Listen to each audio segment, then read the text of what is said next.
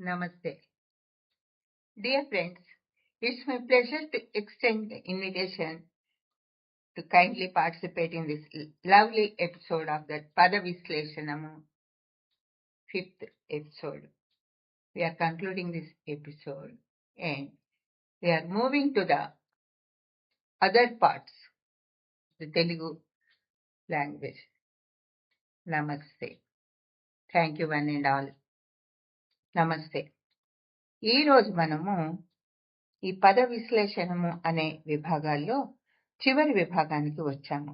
ఎందుకంటే మనం ఇంకా చాలా చాలా నేర్చుకోవాల్సింది, పంచుకోవాల్సినది, పెంచుకోవాల్సినవి ఉన్నాయి. కాబట్టి ఈ విభాగంతో మనం ఈ పద విశ్లేషణ ముగించుకుందాము.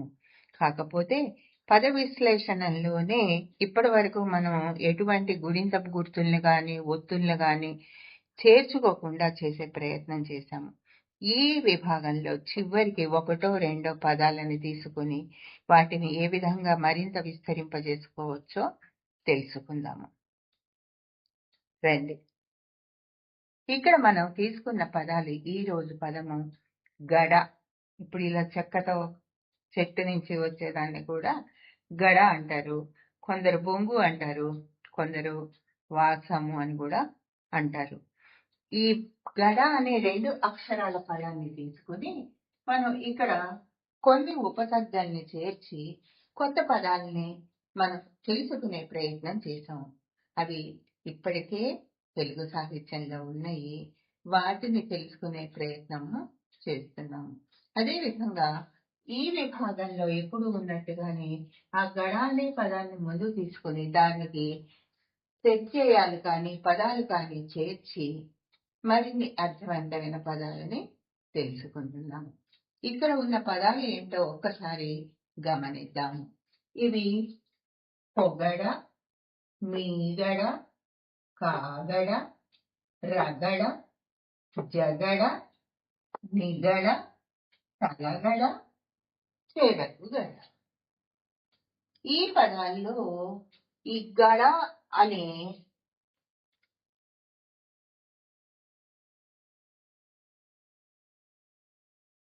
పదము అదే విధంగా ఉంది, ఏమీ మార్పు లేదు మనం ముందు అనుకున్నట్టుగానే. కాకపోతే వీటికి ముందర ఒక అక్షరం కానీ 2 అక్షరాలు కానీ 3 అక్షరాలు కానీ ఉన్న ఉపసర్గలు పదములు వచ్చి ఆ పదమునకు వేరొక కొత్త అర్థాన్ని కానీ ఆ పదమునకు స్పష్టతని కానీ మనకి తెలియజేస్తున్నాయి. ఆ వచ్చిన ఉపసర్గలు ఏమిటి, వాటి వలన ఆ పదము పొందిన కొత్త అర్థము ఏమిటి, కొత్త సామర్థ్యము ఏమిటి అనేది చూస్తే ఇక్కడ మొట్టమొదటిది గడ. మనం తీసుకున్న పదము గడ. ఈ గడ అనే పదానికి ఓ అనే ఉపసర్గ వచ్చి పొగడ అని ఒక పువ్వుని తెలియజేస్తుంది.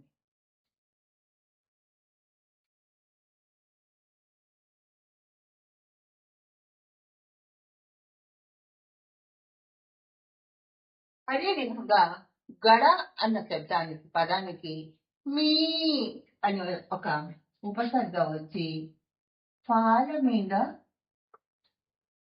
ఉండే తరకలు అంటారు కొందరు, అదే మీగడ, వెన్న మీగడలు జిన్ను పాలకి అని మన పాటల్లో వింటూ ఉంటాము. అదే విధంగా గడ అనే పదానికి కా అనే ఒక ఉపసర్గ వచ్చి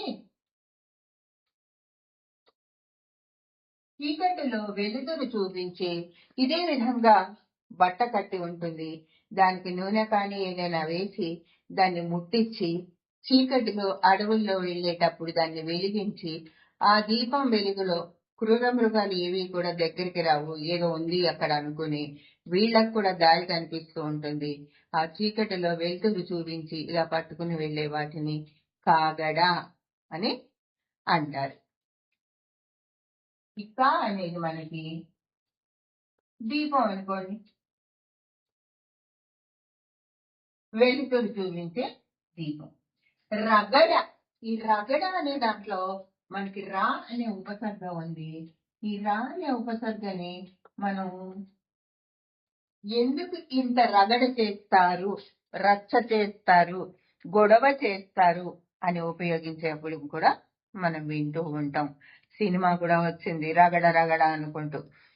అదే కాకుండా తెలుగు జానపద ఛందస్సులో శ్రీశైల రగడ, లక్ష్మణ రగడ, ఇలా రకరకాల రగడ అని జాతి ఆ జానపదులు 2 పదాలు 2 వాక్యాలు ఉన్నదాన్ని ద్విపద అని ఎక్కువ పలుకుతూ ఉంటారు.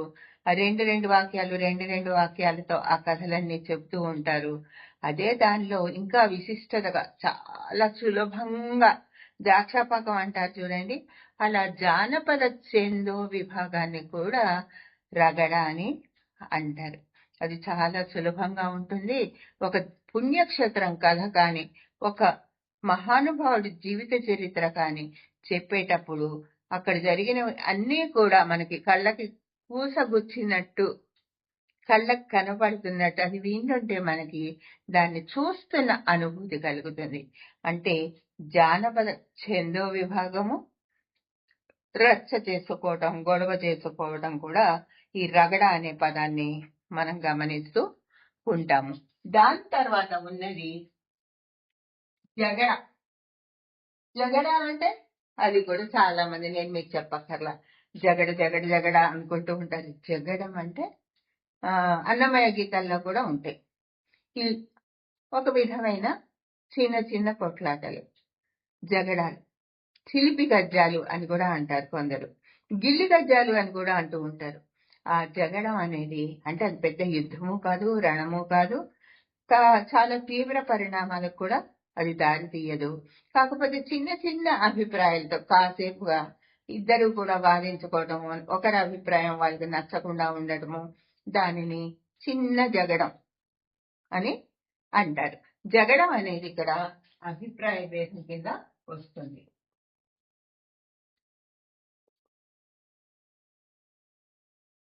నిగడ. నిగడ అంటే నిఠారు. నీళ్ళలో ఉన్న ముసలి నిగడి అంటే కాళ్ళని శరీరాన్ని నిటారుగా పెట్టి, గట్టిగా పెట్టి నేల మీద ఉంచి ఉంటుంది. దాన్ని నిగడదన్ని అని కూడా అంటారు. అంటే స్ట్రైట్ గా, నిటారు, నిలువు.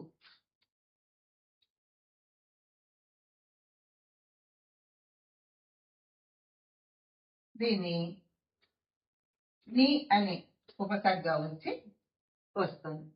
ఇది ఇక్కడ మనకి ఇప్పటి వరకు ఓ, నీ, కా, రా, జ, ని అని ఒక్కొక్క అక్షరం మాత్రమే ఉపసర్గగా వచ్చి ఆ పదంలో ఆ గళ అనే అర్థాన్ని అసలు మనకి కనిపించనీయట్లేదు. చూడండి, మామూలుగా ఇక్కడ మీరు మొదటి నుంచి చూసుకుంటే పొగడ అనేది ఒక పువ్వు దగ్గరికి వెళ్ళిపోయింది. మీగడ అనేది పాల మీద ఉండే ఒక పదార్థం, కాచిన పాల మీద వచ్చే మీగడగా మారిపోయింది. కాగడ అనేది వెలుతురు చూపించే దానిగా మారిపోయింది. రగడ అనేది ఒక విధమైన గొడవగా మారిపోయింది. జగడ అనేది చిన్నపాటి దానిగా అయింది. నిగడ నిఠారుగా అయింది. దీని తర్వాత ఒక అక్షరం బదులు, ఒక వర్ణం బదులు 2 వర్ణాలు వచ్చాయి. అది తలగడ. ఇక్కడ తల అనేది ఉపసర్గ. దాన్ని కొందరు మెత్త అంటారు, కొందరు దిండు అని కూడా అంటారు, ఆంగ్లంలో పిల్లో అంటారు. తలగడ అనే దాంట్లో మనకి 2 అక్షరాలు ఉపసర్గగా కలిసి ఒక పదంగా మారి వచ్చాయి. తర్వాత ఉన్నది చెరుకు గడ. చెరకు గడ. ఇక్కడ 3 వచ్చినాయి.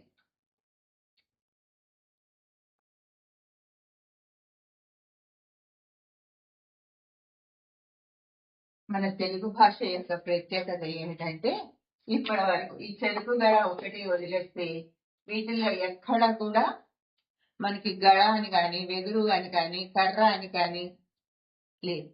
అన్ని కొత్త వినూత్న సమర్థవంతమైన అర్థాలని మనకి అందిస్తున్నాయి. ఇప్పుడు మనము ప్రత్యయం కానీ పదం కానీ ఈ గడ అన్న పదం తర్వాత వచ్చినప్పుడు ఎలా ఉంటుంది? ఇప్పుడు ముందర ఉపసర్గ వచ్చినప్పుడు ఆ పదం యొక్క అర్థము చాలా వరకు పూర్తిగా మారిపోయి వినూత్న అర్థాన్ని ఇచ్చే పదాలు మనకి గమనిస్తున్నాము పదాలని. ఇప్పుడు ఏ విధంగా ఉంటుంది? ఇక్కడ ఈ అన్ని వాటిల్లో కూడా గడ గడ గడ గడ గడ ఇక్కడ రెండు, దీన్ని తర్వాత చెప్తాను. గడ గడ అంటే ఇక్కడ పూర్వం ప్రథమ స్థానంలో గడ అనే పదమే మనం తీసుకుంటున్నాం మూల పదాన్ని. దాని తర్వాత కొన్ని ఒక అక్షరం, 2 అక్షరాలు, 3 అక్షరాలు చేర్చి దానికి అర్థాన్ని, కొత్త అర్థాన్ని, లేకపోతే అర్థం కాకపోయినా వీటిల్లో ఎక్కువగా మనకి స్పష్టత అనేది తెలుస్తూ ఉంటుంది. ఇప్పుడు ఇంతవరకు కనుక మనం గమనిస్తే ఉపసర్గలు అన్నీ కూడా పదమును కొత్త పదంగా మార్చి కొత్త అర్థాన్ని మనకి అందిస్తున్నాయి. పదము వెనుక చేరిన పదాలు కానీ ప్రత్యయాలు కానీ చాలా వరకు ఆ పదానికి సంబంధించినవే అయి ఉండి అవి చేస్తున్న పనులలో స్పష్టతను మనకి అందిస్తున్నాయి. ఇక్కడ మనం చూస్తే గడప, గడప అనేది గడతో సంబంధం లేదు. ఇక్కడ ఉన్న ప్రత్యయం కానీ అక్షరం కానీ ఇది ప్రత్యయం కాదు. గడప, ఇంటి గడప. గడలు, ఇది బహువచనాన్ని చెప్పడానికి ఉంది. అది కూడా కాకుండా మనం ముందు డోములు ప్రథమ విభక్తి అనుకున్నాం కాబట్టి ప్రథమ విభక్తి ప్రత్యయం కూడా ఉంది. ఈ గడ అనే పదానికి లు అనే వర్ణకము అంటారు, ప్రత్యయము. అక్షరాన్ని వర్ణము అంటే ఈ ప్రత్యయాలని వర్ణకము అని అంటారు. ఈ ప్రథమ విభక్తి డు ము వు లులోని లు అనేది చేరి ఆ పదానికి ఒకటి కాదు, రెండు కాదు, చాలా గడలున్నాయి, చాలా వాసాలున్నాయి, చాలా వెదురు బొంగులున్నాయి అని చెప్తోంది, మనకి స్పష్టతనిస్తుంది. ఇక్కడ బహువచనం ఉంది కాదు సుమా, చాలా ఉన్నాయి సుమా అని మనకి తెలియజేస్తోంది. దీని తర్వాత ఉన్నది గడతో. ఇది కూడా మనం చూసాం, చేతం చేన్ తోడంతో.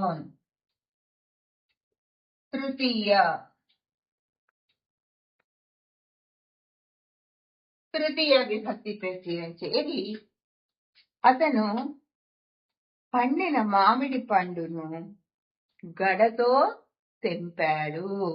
ఆ కర్రకి హుక్కు లాంటిది పెట్టేసుకుని పండ్లని, జామకాయలు కానీ, మామిడికాయలు కానీ, సీతాఫల పండు కానీ ఏవైనా కూడా గడ సహాయంతో, అది ఎత్తుగా ఉంది కాబట్టి గడతో అంటే ఇక్కడ గడ సహాయముతో తెంపాడు. తోన్ అనేది వస్తుంది. ఆ అనే దాని గురించి మనం తర్వాత ముచ్చరించుకుందాము. దీని తర్వాత గడ వేసి, ఇంటికి ఇట్లా బోల్ట్ వేసి అంటే అందరికీ అర్థం అవుతుంది. ఇప్పుడు మనం ఎక్కువ బోల్ట్ అని అంటున్నాం కదా. తలుపు పెట్టిన తర్వాత అది రాకుండా దాన్ని గట్టిగా పటిష్టంగా ఇలా అడ్డగడియ అంటారు కొందరు నిలువు గడియ అంటారు. వాళ్ళ ద్వారానికి ఎటువంటి గడియ ఉందో ద్వార బంధము అని కూడా తెలుగులో అంటారు. దాన్ని వేయటాన్ని గడ వేసి అని అంటారు. ఇది ఒక ప్రాంతీయ భాష. కొంతమంది గడియ వేసి అని కూడా అంటారు. చాలా వరకు గడియ గడియ గడియ అని వింటూ ఉంటాము. కొన్ని ప్రదేశాల్లోకి చెందిన వాళ్ళు మాత్రం గడ వేసి, గడ వెయ్యి అని అంటూ ఉంటారు. దీని తర్వాత మనము గడసరి, దీని గురించి నేను చెప్పక్కర్లేదు, ఎన్నో సినిమాలు, ఎన్నో. మామూలుగా గడసరి అత్త, సొగసరి కోడలు, ఇలాంటి సినిమాలు కూడా చాలా వచ్చాయి. కొంతమంది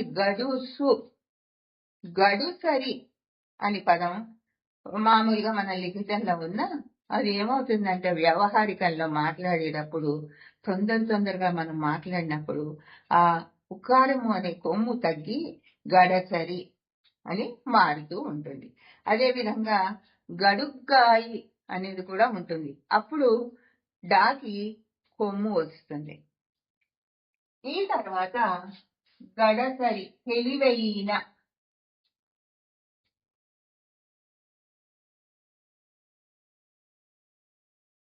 ఇక్కడ మనం వాడింది సరి. తర్వాత ఎవరైనా ఏదైనా విషయాన్ని అస్సలు ఆగకుండా అదే విధంగా చెప్పుకుంటూ చెప్పుకుంటూ చెప్పుకుంటూ ప్రవాహంలాగా వస్తూ ఉంటే గడగడ గడగడగడ మాట్లాడతారండి, అసలు ఆపరు అని అంటాం, మనం వింటూనే ఉంటాం. ఈ గడ గడ అనేది ఏంటంటే అస్సలు ఎక్కడ ఆపుకోకుండా, ఎక్కడ ప్రతిబంధకం అనేది లేకుండా, అడ్డు లేకుండా మాట్లాడగలిగే శక్తి. ఇంకొక విషయం ఇక్కడ మనం గమనిస్తే గడ అనే పదమే మరొకసారి కూడా ఆవృతమైంది. అలా వచ్చే పదాలని మన తెలుగు భాషలో అనుకరణ శబ్దములు అని అంటారు.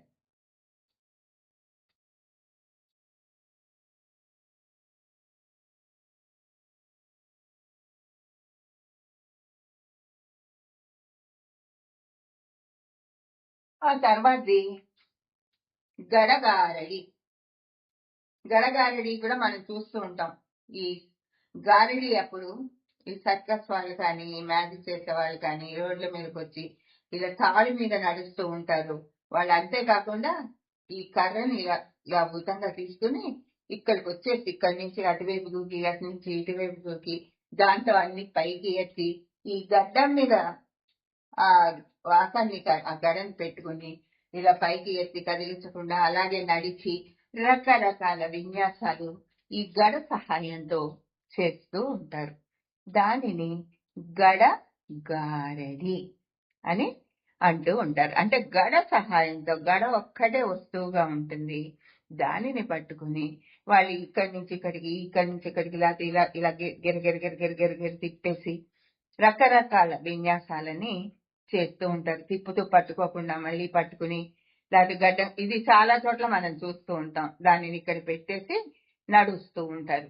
లేకపోతే అది ఎక్కేసి అటువైపుకి దూకుతూ కూడా ఉంటాడు. దాన్ని గడగారడి అంటారు. ఇప్పుడు ఇక్కడ గడచిన, గడచిన అంటే జరిగిపోయిన, నిన్న గడచిన రోజు అంటే ఇక్కడ భూతకాలాన్ని తెలియజేస్తారు.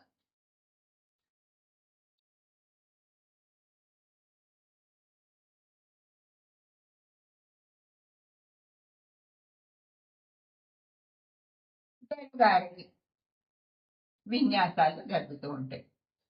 ఈ విధంగా గడ అనే పదము తన ముందు కొన్ని అక్షరాలను చేర్చుకొని కొత్త అర్థాలను ఇస్తూ, తన వెనకాల మరికొన్ని అక్షరాలని పదాలని చేర్చుకుని, ఇప్పుడు గడపాల అక్షరం మాత్రమే చేర్చుకుని చేస్తుంది. ఇదే కాకుండా ఇంకా ఏం చేస్తాయి అంటే విశ్లేషణలు చేసినప్పుడు, ఇంకా కొంచెం వెసులుబాటు మనకి ఇచ్చినప్పుడు మీరు గుణింతపు గుర్తును కూడా వాడొచ్చు అని మనకి ఇచ్చారనుకోండి, కొత్త పదాలని చేయండి, ఈ గణాన్ని తీసుకోండి, గుణింతపు గుర్తుల్ని వాడండి అన్నారే అనుకోండి, అప్పుడు ఈ గణాంక స్థానంలో ఇక్కడ మనము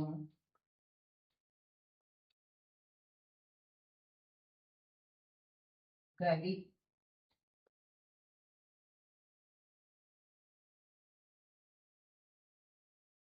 గుడి,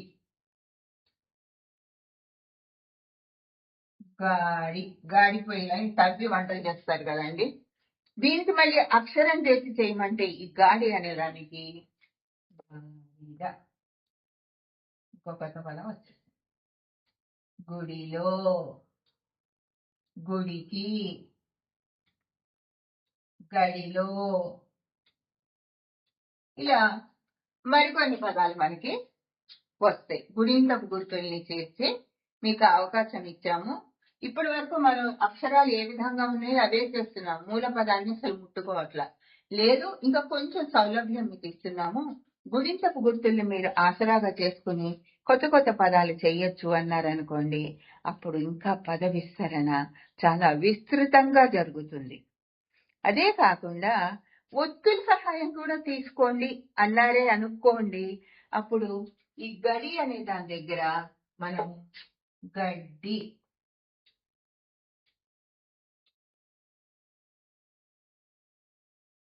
అని ఒత్తు సహాయం తీసుకుందాం. గుడింతకు గుర్తు సహాయం, ఒత్తు సహాయం రెండూ తీసుకోవచ్చు అని మనకు బంపర్ ఆఫర్ ఇచ్చారనుకోండి, అప్పుడు గుడ్డి.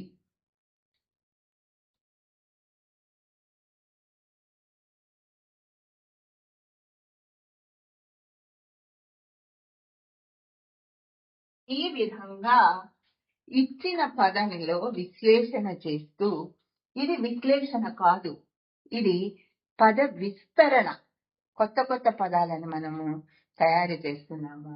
ఇది ఏమో విశ్లేషణము.